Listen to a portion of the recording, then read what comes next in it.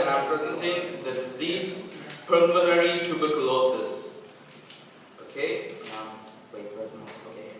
Alright, in this presentation there are certain objectives that we have to follow.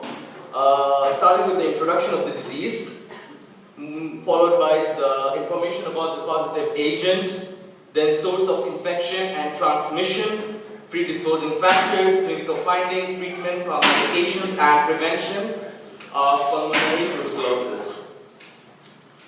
So, let's begin. Okay, pulmonary tuberculosis. Tuberculosis is one of the world's most well-known deadly illnesses. Okay, a big infection caused by the bacteria called Mycobacterium tuberculosis.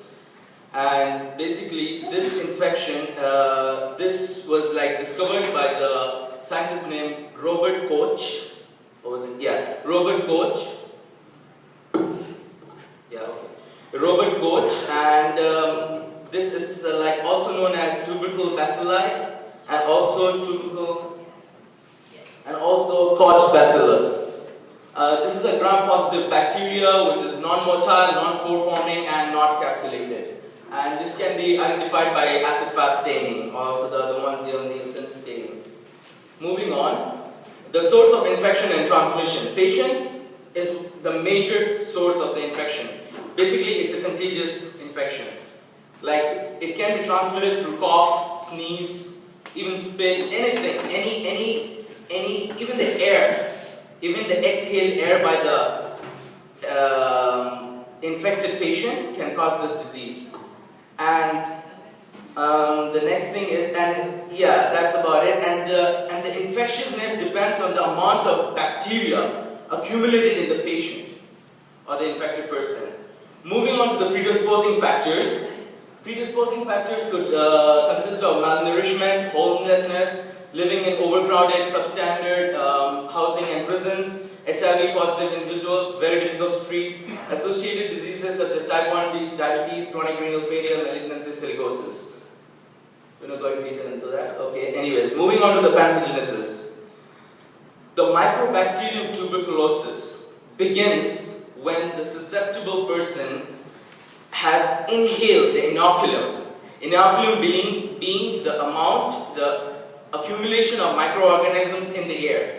When it's called the inoculum. And inoculum, when it's inhaled, this is inhaled and it goes to the lungs, from the lungs to the alveoli, to the alveolar macrophages. And in that macrophage, most of them are destroyed there, but some of them are able to live. And basically the macrophages are not able to kill it completely, so they mutate. They don't mutate, they actually replicate inside. Okay, let me just tell you, replication of Mycobacterium tuberculosis takes a long time. It's around 15 to 20 hours.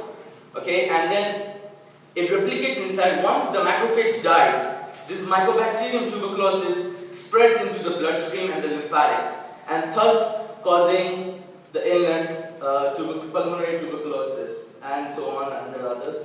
Like you can see in the picture, the first cell, the inoculum is there, the inhaled droplets are inhaled, and then it goes to the lung tissues and forming a granuloma. Clinical findings and symptoms. Okay, this basically consists of constitutional symptoms such as weakness, anorexia, weight loss, fever, night sweats, and we have got the chronic cough, bloodstream, then we have hemoptysis, dyspnea, and rarely the patient is asymptomatic.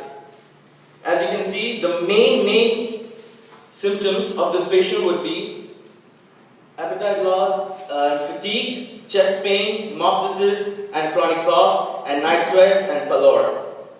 Moving on to the signs. Okay, on physical examination, the patient appears to be chronically ill and malnourished, as we have seen in the predisposing factors. And in the chest examination, during inspection, there is no such lesion or anything can be seen. There's nothing can be seen. Only can be felt or percussion or such things. Okay, and chest X-ray reveals the Mycobacterium tuberculosis on the apex of the lung. And then moving on, then we have large areas of exudative caseous lesions, present signs of pulmonary consolidations. We have fibrotic changes which mainly gives rise to the deviation of the trachea, which we'll see which we'll see in the X-ray. Moving on, here we can see the deviation of the trachea, and here we can see the pleural effusion in the claustrophrenic angle. And then we have the mycobacterium, advanced stage of the mycobacterium tuberculosis, and then you can see the black arrow which shows the cavitation. Okay, cavitation caused due to granuloma. Okay, laboratory findings. We can come up to, okay, we can do medium cultures, which in the medium called Lowenstein-Jensen medium. Then we have the DNA RNA amplification techniques. We have blood tests such as ESR, CRP, hemoglobin, TLC with differential tuberculin skill test. Moving on, treatment. Treatment is pretty much simple. There is just certain drugs that need to be remembered: isoniazid, rifampicin, pyrazinamide, ethambutol, and streptomycin. And these drugs, they have a regimen to be followed. They have a 6-month regimen, 9-month regimen, 12-month regimen, and 18-month regimen. Mostly preferred 6-month regimen because it contains all of them. Moving on. Now, if we do not treat this mycobacterium pulmonary tuberculosis, it can give rise to such complications in the bones, can cause spinal joint pains, brain can cause meningitis, liver, kidney could make impaired, and heart could reach to cardiac tamponade. And then prevention, like Salim said, prevention is better than cure. Here, we have to make sure the patient is quarantined, means away from, we have to separate them. That's the first step of management, first step of prevention. We have to separate the infected person. We have to make sure he is wearing mask and we are also wearing mask in his presence to avoid that sneezing, spitting in the environment. Then we have the most important factor that we need to look into is the patient has followed the drug entire course of the medication. If the medication is skipped or stopped earlier, it could lead to the mutation of the mycobacterium would not be completely removed. It could lead to the It could lead to the mutation of the mycobacterium, and could lead to, and then later on it might have resistance to the drugs we are prescribing, which will make it difficult for us to treat. And the next thing is vaccinations. Vaccination, we have a very good vaccination. It's known as the Bacillus calmette-guerin vaccine, and it's given in children, and not really effective in adults. And there's still research going on about that.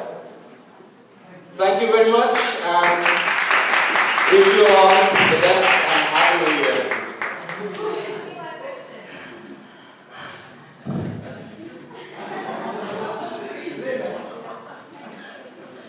Yes, Hamza.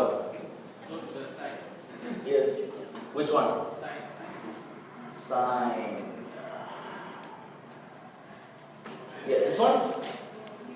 What do you mean the chest X-ray is really the tuberculosis on the apex of the lungs? What do you mean? I can't understand it. Why? You pick it up on the apex and not. Thank you for the question. I knew someone would ask. Anyways, this question, which asked by my classmate here, why does the mycobacterium tuberculosis rest in the apex? Well, I didn't mention this, but mycobacterium tuberculosis is an aerobic bacteria which looks for the oxygen. And wait, let me finish. It looks for the oxygen, and as we all know that the lung, the apex of the lung, is rich in oxygen. That's why the bacterium rests on the apex of the lungs. You can see it in this picture also. Thank you.